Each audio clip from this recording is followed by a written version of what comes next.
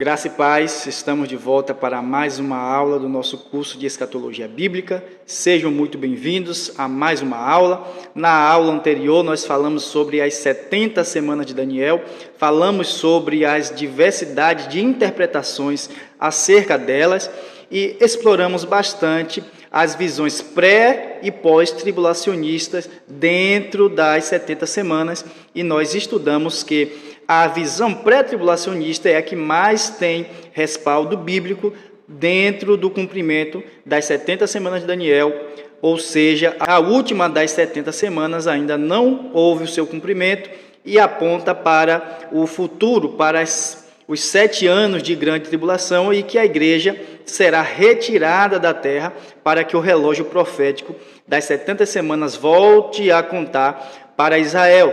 E se a igreja não passou o primeiro grupo das 70 semanas, que é o grupo de 7 semanas ou de 49 anos, e nem o segundo, que é o grupo de 62 ou de 434 anos, a igreja também não passará a última fase das 70 semanas, que é a última semana que falta, que é para o povo de Israel, quando Deus irá tratar com a nação de Israel.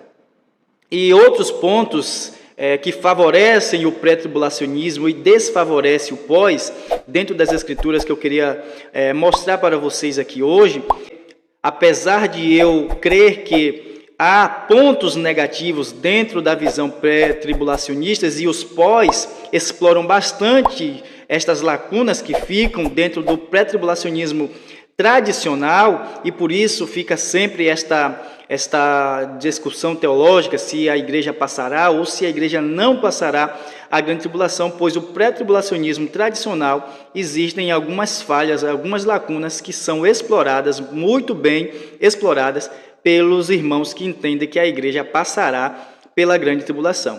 Mas eu gostaria de mostrar aqui para vocês alguns detalhes, alguns pontos, por que a igreja não passará a grande tribulação, completando a visão das 70 semanas que ainda não se cumpriu, e se as 70 semanas são para Israel, a igreja não é obrigada a passar, a igreja não estará aqui.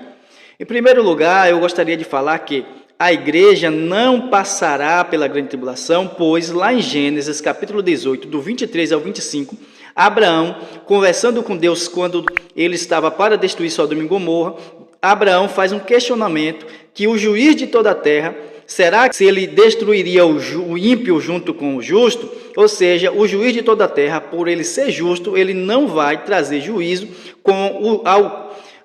ao ímpio com o justo junto. Por isso que a igreja precisará ser retirada, por conta que a grande ira de Deus será derramada, o juiz de toda a terra derramará sua ira sobre a terra por conta das iniquidades, por conta dos pecados, por conta da medida da injustiça da humanidade que está sendo cheia. Então Deus irá derramar as taças da sua ira, os juízos das trombetas e os juízos dos 7 selos. O grupo de 7 selos, 7 trombetas e 7 taças. Portanto, quando Deus ir julgar os ímpios, os justos serão retirados daqui. Em 1 Tessalonicenses, capítulo 5, verso 9, Paulo diz que Deus não nos destinou para a ira, mas para a aquisição da salvação por nosso Senhor Jesus Cristo.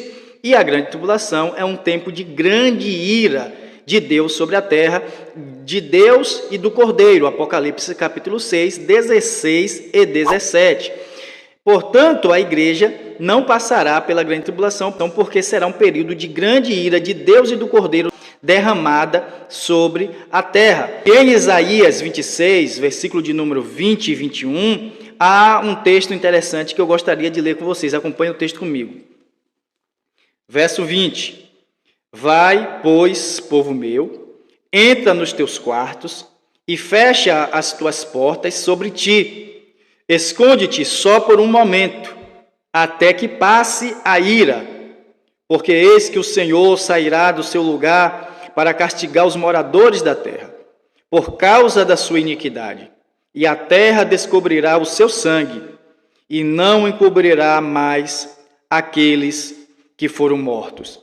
Então percebam que Isaías fala de um tempo de ira de Deus sendo derramada sobre a terra, e o povo de Deus se escondendo nos seus quartos por um momento, ou seja, até que a ira passasse, até que a ira terminasse. Portanto, quando você junta estes textos com os textos de 1 Tessalonicenses 5,9, com os textos de Apocalipse 6, 16 e 17, você percebe que a igreja precisará ser tirada, ser guardada durante a ira nos seus quartos, para que a ira de Deus seja derramada sobre os ímpios e os justos não estejam aqui na terra nesse momento. E aí você também pode associar isto com João capítulo 14, quando Jesus disse no verso 2 que na casa do Pai dele havia muitas moradas e ele ia preparar os nossos lugares para depois ele nos levar para lá, para que onde ele estivesse, nós também estivéssemos. Portanto, a igreja será guardada nestes quartos, a igreja será guardada nestas moradas. O arrebatamento da igreja será justamente para isso, para tirar a igreja, para a igreja ser guardada nestes quartos que estão preparados por Cristo, enquanto a ira estiver sendo derramada. Depois que a ira termina, a igreja retornará com Cristo. Apocalipse capítulo 19, a partir do verso 11, Mateus 24, a partir do versículo de número 30. A igreja já virá com Cristo. Colossenses capítulo 3, versículo de número 4, a igreja vai manifestar-se com Cristo quando ele raiar nas nuvens, ou seja, a igreja já estará com Cristo. Outro detalhe que é muito importante você atentar é que do capítulo 6 de Apocalipse em diante, a igreja não aparece em nenhum momento dentro da grande tribulação. A igreja só será mencionada em Apocalipse 19, do verso 7 e no verso 8, para as bodas, estando pronta para as bodas do Cordeiro, e depois no verso 11 a seguir, já retornando com Cristo, montada em cavalos brancos, vestida de linho fino, e Cristo adiante da igreja, como o grande general, o grande Senhor dos exércitos, no seu cavalo branco também, com a sua veste salpicada de sangue. Portanto, são vários textos que mostram que a igreja não estará aqui quando a ira for derramada. Sem contar também que lá em Apocalipse capítulo 3, versículo de número 10, Cristo fez uma promessa para a igreja de Filadélfia, a igreja que é tipo dos fiéis, da igreja fiel, de livrá-la da hora da tentação. A expressão que aparece ali é ekhora, quer dizer da hora, do momento, e não dentro do momento, mas vai tirar do momento, vai livrar daquele momento. Ou seja, ele vai tirar a igreja para a igreja não passar por aquele momento. Não diz que vai livrar a igreja passando por aquele momento. Então, é importante você entender para você chegar à conclusão que a igreja será arrebatada antes da grande tribulação. Eu creio no arrebatamento pré-tribulacional. E enquanto a igreja estará lá guardada nos quartos e também vai celebrar as bodas durante este período, aqui na terra será derramado grandes juízos de Deus por conta da impiedade dos homens. E hoje, nesta aula, eu quero falar bastante sobre a questão das bodas do Cordeiro, que é esta festa de núpcias, esta festa de casamento que acontecerá quando a igreja estiver lá dentro da Nova Jerusalém. O arrebatamento é a retirada da igreja para não passar pela ira e também para celebrar as bodas. E aí, dentro dessa questão das bodas, existem algumas ensinanças que não têm base dentro da palavra de Deus, mesmo aquelas que são ensinadas pelos pré-tribulacionistas ou pelo pré-tribulacionismo tradicional. Então, nós primeiro, para entendermos sobre as bodas, nós precisamos entender a tradição judaica, porque as bodas do Cordeiro, ela está seguindo a tradição que já havia entre os judeus.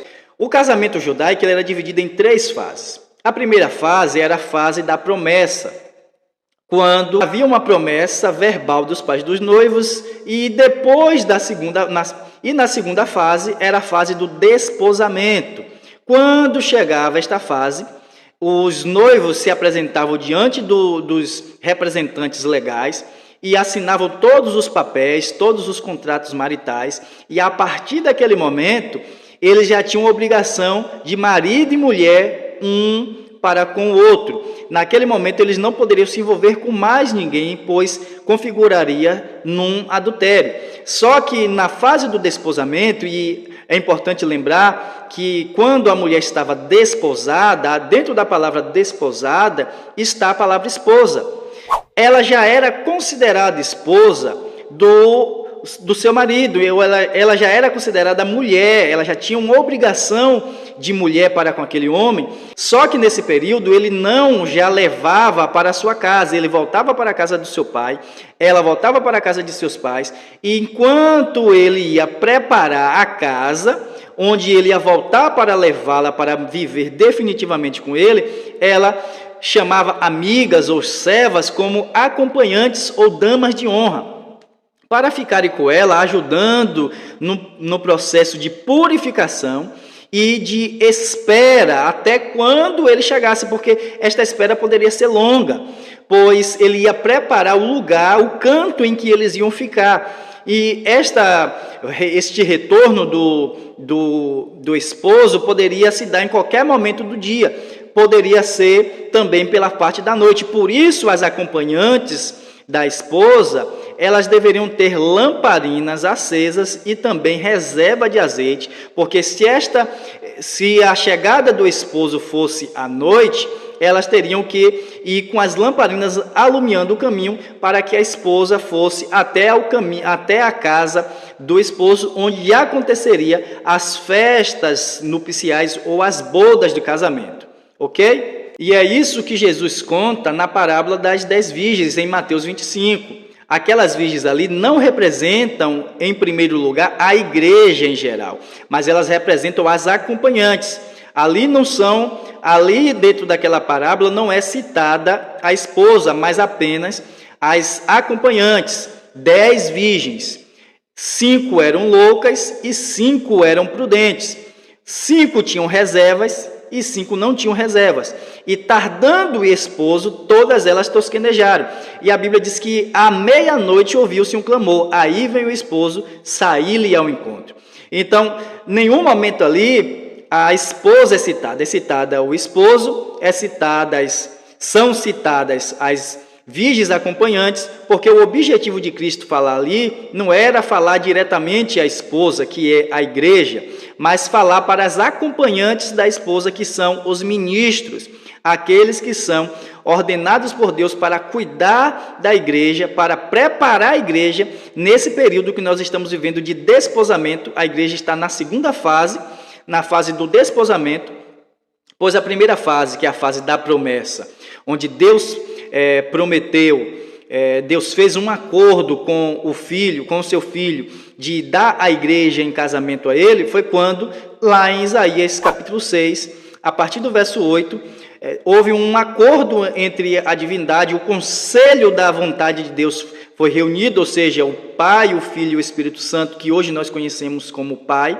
como Filho e Espírito Santo, mas naquela época eles não eram conhecidos assim, fez uma reunião e o Filho disse: eis-me aqui, envia-me a mim, Senhor. Então ali houve um acordo de Cristo vir para remir a igreja e casar e desposar a igreja. Mas também fazia parte dessa tradição dar um dote, o noivo dá um dote, e este dote foi o preço que Jesus pagou com o seu próprio sangue ali na cruz. E na cruz também nós fomos desposados, a igreja foi desposada lá na cruz. Lá na cruz Cristo pagou o preço, que foi o seu sangue, o dote, e também houve o desposamento. Então nós estamos vivendo nesta fase do desposamento. Por isso, eu falei para vocês que na fase do desposamento, a esposa, mesmo ela estando longe do seu esposo, mesmo ela estando longe do seu marido, ela não podia se envolver com outros, porque isso já seria um adultério. Então você entende as dificuldades que Maria teve que passar, ou os riscos que ela assumiu quando ela aceitou engravidar do Espírito Santo, para que Cristo fosse gerado no seu ventre e nascesse, pois ela estava desposada do seu marido. O texto já chama de marido José, só que eles não tinham ainda se ajuntado. Por quê? Pois eles estavam nesta segunda fase, a fase do desposamento. José estava preparando a casa para voltar para buscar Maria, e aí Maria aparece grávida neste intervalo, grávida do Espírito Santo. Quem era o marido que ia acreditar nisso? Por isso que José, sendo justo, não quis infamá-la e intentou repudiá-la em secreto. Para que Maria não fosse infamada e ficasse com a má fama em Israel, ele tentou sair secretamente, só que isso também não funcionaria, porque a barriga de Maria ia crescer e mesmo assim Maria ia receber uma má fama de qualquer jeito. Mas José, ele não tinha este intuito. Nesse íntere que aparece o anjo Gabriel a ele em sonhos e diz: não temas em receber a tua mulher, porque aquele que se acha no seu ventre foi gerado pelo Espírito Santo. Então José teve a certeza que ele não havia sido traído pela sua mulher que estava desposada dele. Então ele recebeu Maria em casa e esperou até o nascimento de Cristo, o período do resguardo, para só então ele poder coabitar com a sua mulher Maria. Então, recapitulando, a igreja, a fase da promessa já passou. A fase do desposamento nós estamos vivendo e Cristo já pagou o dote com seu sangue. A igreja já foi desposada na cruz. Nós estamos vivendo neste intervalo da segunda, nós estamos vivendo dentro da segunda fase. E nesse tempo que nós estamos vivendo, mesmo ele ainda não tendo, mesmo estando demorando a volta dele para nos levar para esta casa, ele prometeu em João capítulo 14, verso 2, que ele ia preparar estas casas. Então nós estamos aguardando. Nesse período de espera não podemos nos envolver com nenhum outro marido no sentido espiritual, pois configura-se num adultério espiritual, numa traição contra Cristo, a igreja traindo o seu esposo, que é Cristo. E os líderes, os ministros, apóstolos, profetas, evangelistas, pastores e mestres, além dos ministros auxiliares, diáconos, diaconisas, músicos e etc., estão preparando a igreja para apresentá-la lá nas bodas do Cordeiro como uma virgem pura, a um só marido, a saber, Cristo. Paulo coloca-se como uma das virgens prudentes que estava preparando a igreja para apresentar-se pura para Cristo. 2 Coríntios, capítulo 11, verso 2, ele diz que estava cuidando da igreja com um zelo de Deus para apresentá-la pura para um só marido, a saber, Cristo. Ou seja, ele diz: eu sou uma das 5 virgens prudentes. Por que 5 virgens prudentes? Porque são apóstolos, profetas, evangelistas, pastores e mestres. Por isso 5. São 5 ministros, são 5 ministros verdadeiros. Apóstolos verdadeiros, profetas verdadeiros, evangelistas verdadeiros, pastores e mestres verdadeiros. Mas por que 5 loucas? Representando os falsos apóstolos, os falsos profetas, os falsos evangelistas, os falsos pastores e os falsos mestres. E isto coaduna com o Salmo 45, que é o Salmo das bodas do Cordeiro, é o Salmo da união entre Cristo e a igreja. E lá naquele Salmo está escrito no Salmo 45, verso 14, que as acompanhantes da esposa a levarão e apresentarão diante do rei, diante de Cristo. Então, estas acompanhantes são os verdadeiros ministros de Efésios 4, 11. Ok? Acompanhe esse texto comigo. Salmo 45, verso 14. Levá-la-ão ao rei com vestes bordadas. As virgens que a acompanham, as virgens prudentes, de Mateus 25, e 2 Coríntios 11, 2, que Paulo coloca-se como uma dessas virgens prudentes, que a acompanham trarão a ti. Ou seja, os verdadeiros ministros de Efésios 4:11 vão apresentar a igreja nas bodas do Cordeiro para Cristo como uma virgem pura. Só que eu quero desmentificar alguns erros teológicos que são ensinados acerca das bodas, porque tradicionalmente se crê que as bodas serão realizadas durante todos estes 7 anos de grande tribulação aqui na terra. A igreja estará lá nas bodas. Só que não tem nenhum texto que afirme que possa ser usado para provar esta doutrina. Mas há uma inferência dos escatólogos por crerem que a igreja passará 7 anos lá, que são os 7 anos da grande tribulação aqui. Ou seja, se a igreja passará 7 anos lá no céu, enquanto estará 7 anos de grande tribulação aqui, eles entendem que estes 7 anos da igreja guardada lá nestes quartos serão todos estes 7 anos de bodas do Cordeiro. Mas a Bíblia não diz isto. Em Juízes capítulo 14, versículo de número 12, nós entendemos que as bodas ali eram 7 dias, elas duravam 7 dias. E nós temos no livro de João, no Evangelho segundo João escreveu, capítulo 2, bodas que foram realizadas lá em Caná da Galileia, em que Maria estava ali e também foram convidados Jesus e os seus discípulos.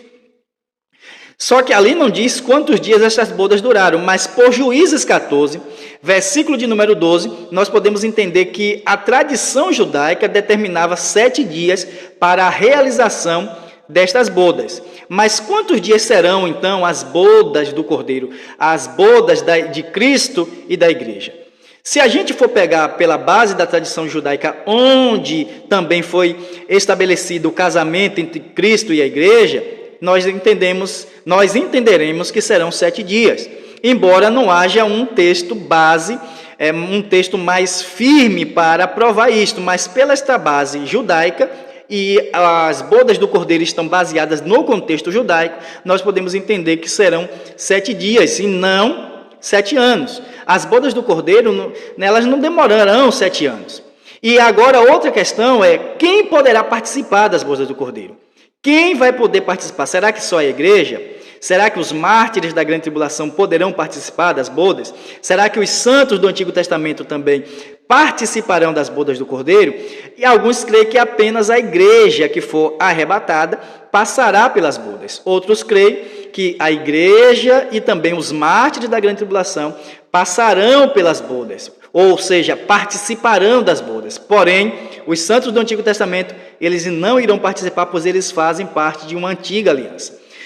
Eu vou mostrar para vocês que tanto os santos do Antigo Testamento, como a igreja que será arrebatada, como também os mártires da grande tribulação, todos estes 3 grupos participarão também destas bodas. Quando nós lemos Mateus capítulo 22, Lucas capítulo 14, a partir do verso 7, nós entendemos que as bodas, elas são festas e são ceias. Nestas festas de casamentos, tradicionalmente são colocadas mesas para os convidados se assentarem ali. É tanto que Jesus ensinou em Lucas capítulo 14, a partir do verso 7, que quando alguém for convidado para as bodas, não possam escolher os primeiros lugares, pois pode chegar outro convidado mais ilustre que ele, e o dono da festa fala, olha, saia deste lugar, pois este lugar já pertence a outra pessoa. Então, nós entendemos que ali é uma ceia, no meio desta festa há uma ceia, onde os convidados se assentam para comerem alegremente e festejarem. E quando você lê Mateus capítulo 8, Jesus disse que muitos virão do Ocidente e do Oriente e assentar-se-ão na mesa, no reino de Deus, com Abraão, Isaque e Jacó. Acompanhe esse texto comigo. Mateus 8, versículo de número 11.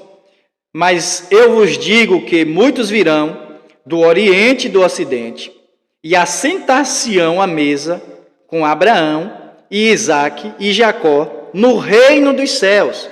Então nós percebemos aqui que nesta festa das bodas, no reino dos céus, nesta mesa desta grande ceia, que esta mesa será uma mesa enorme, que terão muitos assentados ali, do Oriente e do Ocidente, estarão os 3 patriarcas da antiga aliança, Abraão, Isaque e Jacó. Então, por aqui, nós já entendemos que não se aplica apenas para a igreja, ou seja, para o povo da nova aliança, pois se os 3 patriarcas que fazem parte da antiga aliança estão, ou que fazem parte do Antigo Testamento, mesmo que a aliança, a primeira aliança ou a antiga aliança só foi feita lá no Monte Sinai, através de Moisés, mas eles fazem parte desse povo lá do passado.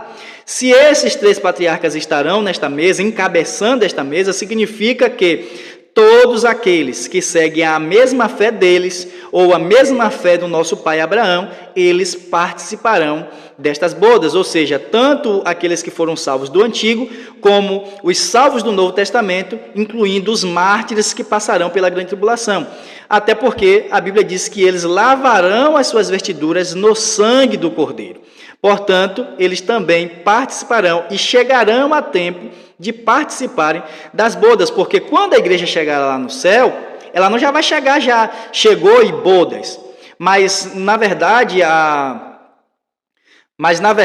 a teologia tradicional, ela ensina que a igreja será arrebatada, depois a igreja passará pelo bema ou tribunal de Cristo para receber os galardões, e depois do tribunal de Cristo, imediatamente a igreja passará por todo este período de bodas do Cordeiro. E nós iremos falar na próxima aula sobre esta questão do tribunal de Cristo, que é outra questão que a Bíblia não fala em nenhum texto sobre o tribunal de Cristo sendo realizado após o arrebatamento no céu ou em algum lugar das regiões celestiais. Mas isto eu vou deixar para a próxima aula. Nosso foco hoje são as bodas do Cordeiro, ok? E como eu disse para vocês, as bodas não tem nenhum texto que prove estes 7 anos de bodas, mas existem textos que mostram uma base para 7 dias. E quando nós estudamos as profecias bíblicas, nós percebemos que quando a igreja chegar lá, a igreja vai passar pela fase de preparação para estas bodas. Uma fase de preparação, de vestir as suas vestiduras, vestes brancas, resplandecentes, com filetes de ouro, como a Bíblia diz lá no Salmo 45. Vamos ler esse texto? Salmo 45, versículo de número 9 a seguir. As filhas dos reis estavam entre as tuas ilustres donzelas. À tua direita estava a rainha ornada de finíssimo ouro de Ofir. Ouve, filha, e olha, e inclina teus ouvidos. Esquece-te do teu povo e da casa de teu pai. Então o rei se afeiçoará à tua formosura, pois ele é teu senhor. Obedece-lhe. E a filha de Tiro estará ali com presentes. Os ricos do povo suplicarão teu favor. Todos estes textos são textos proféticos, tipológicos para a união de Cristo e da igreja nas bodas. No versículo de número 13 diz: a filha do rei é toda ilustre no seu palácio. As suas vestes são de ouro tecido. Levá-la-ão ao rei com vestes bordadas. As virgens que a acompanham atrarão a ti. Aquele verso que nós já lemos. Então, as vestes da igreja serão vestes resplandecentes e bordadas com ouro tecido. Por que que estas vestes são resplandecentes, sendo que aqui no texto do Salmo 45 não diz, pois há texto lá no livro de Apocalipse que fala sobre isso. Vamos ler o texto? Apocalipse capítulo 19, versículo de número 7. Regozijemo-nos e alegremo-nos e demos-lhe glória, porque vindas são as bodas do Cordeiro, e já a sua esposa se aprontou. E foi-lhe dado que se vestisse de linho fino, puro e resplandecente, porque o linho fino são as justiças dos santos.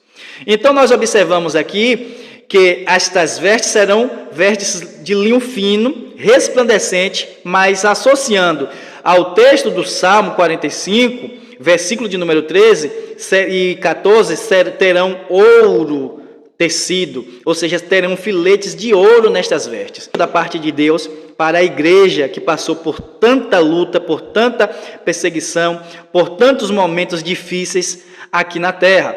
E outro detalhe que eu quero que vocês ponham atenção é que no verso 7 diz: vindas são as bodas, ou seja, chegadas são as bodas, ou seja, até aquele momento as bodas ainda não terão acontecido dentro do livro de Apocalipse.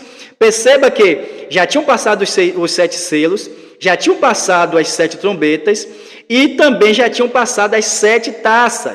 A 7ª taça, ela foi derramada em Apocalipse 16, verso 17. Cá em Apocalipse 19, as taças já tinham sido derramadas. Os juízos todos os juízos já terão sido derramados. Então, a igreja já terá se aprontado, terminado de se aprontar para participar das bodas, que será ali já no finalzinho da grande tribulação, ou seja, pouco tempo antes da volta de Cristo nas nuvens, acontecerá as bodas.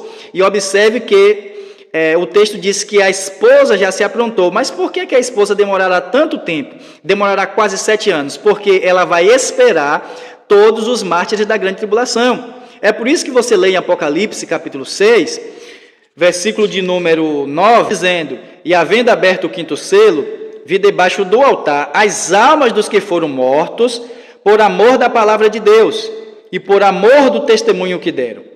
E clamavam com grande voz, dizendo: até quando, ó verdadeiro e santo dominador, não julgas e vingas o nosso sangue dos que habitam sobre a terra? E a cada um foi dada uma comprida veste branca, e foi-lhes dito que repousasse ainda um pouco de tempo, até que se completasse o número de seus irmãos que haviam de ser mortos, como eles foram. Ou seja, quando começar o martírio, os mártires sendo mortos e as almas deles chegando lá debaixo do altar, eles serão vestidos de vestes brancas e eles terão que repousar um pouco de tempo até completar o número dos mártires, até chegar em Apocalipse capítulo 15, versículo de número 2, que diz: e vi como mar de vidro misturado com fogo, e também os que saíram vitoriosos da besta, e da sua imagem, e do seu sinal, e do número do seu nome, que estavam junto ao mar de vidro, e tinham harpas de Deus, e cantavam o cântico de Moisés, servo de Deus, e o cântico do Cordeiro, dizendo: grandes e maravilhosas são as tuas obras, Senhor, Deus Todo-Poderoso. Justos e verdadeiros são os teus caminhos, ó Rei das nações. Então, aqui no capítulo 15, completa-se o número dos mártires.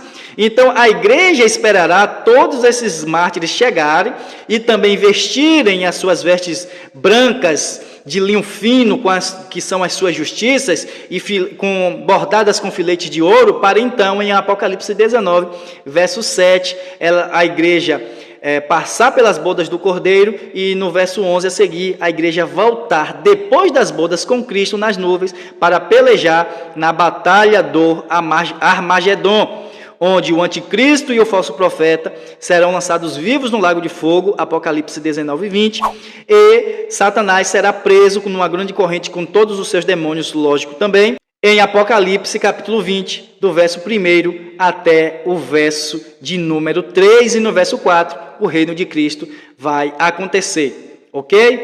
E quando as taças serem derramadas, todos os mártires já terão sido tirados da terra, ou seja, não haverá mais nenhum justo aqui na terra quando estas taças serem derramadas, exceto as duas testemunhas, pois através das testemunhas estes juízos serão lançados aqui na terra. E aí eu vou falar um dia para vocês, não faz parte deste curso, este curso é apenas um curso básico de escatologia bíblica, é importante deixar isto claro para vocês.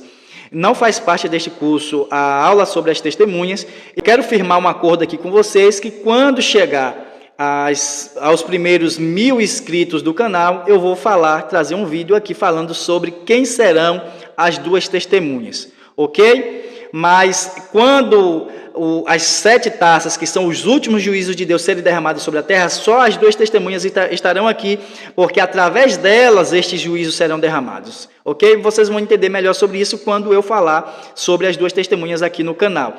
Coloca aqui embaixo se você está ansioso para esta aula sobre as duas testemunhas, se você quer muito que eu traga este conteúdo sobre quem são as duas testemunhas, se são Moisés e Elias, ou Moisés e Enoque, ou se não são nenhum destes homens, ok?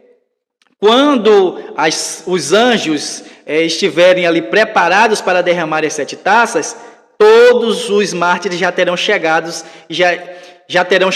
no céu e já estarão em pé em cima do mar de cristal, cantando o cântico de Moisés. O verso de número 1 do capítulo 15 dá a entender isto aí. E vi outro grande e admirável sinal no céu, 7 anjos que tinham as 7 últimas pragas, ou as 7 taças, porque nelas é consumada a ira de Deus. E aí no verso 2, que nós já lemos, já fala que ali já estavam todos os que saíram vitoriosos, ou seja, os mártires todos já terão chegado ali. Então, por isso que eu digo que eles chegarão a tempo de participar das bodas, que só acontecerão no capítulo 19, verso 7 e verso 8. Portanto, as bodas do Cordeiro não acontecerão no período de 7 anos, pois será necessário esperar os mártires da grande tribulação chegarem. Ela vai acontecer num período pequeno, que provavelmente será de 7 dias apenas antes da vinda de Cristo, já no finalzinho da grande tribulação, e após as bodas é que Cristo vai raiar nas nuvens. E isto é provado pelas palavras do próprio Jesus em Lucas capítulo 12, verso de número 36. E sede vós semelhantes aos homens que esperam o seu Senhor, quando houver de voltar das bodas, para que, quando vier e bater, logo possam abrir-lhe.